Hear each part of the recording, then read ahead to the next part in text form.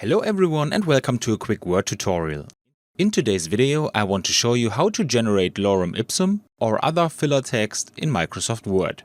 Because you can do it without any online generator, since Word also has its own function for that. First I open Microsoft Word and enter following command. Equal lorem, open bracket, and now the number of paragraphs to be generated. For this example I will use 5 paragraphs and a closing bracket. If I now press the Enter key, Lorem Ipsum is generated in Word. This is pretty cool, but in my opinion it has also a big disadvantage. Namely, I can't specify how long each paragraph should be.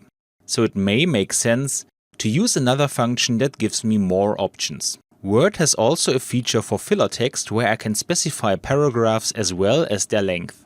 So I enter following command equal rand, opening bracket, the number of paragraphs, comma, the length of each paragraph in lines, and a closing bracket. I hit the Enter key again, and I have now created what is in my opinion the better filler text. This one is pretty cool if you want to generate longer paragraphs as well. And with that we are done.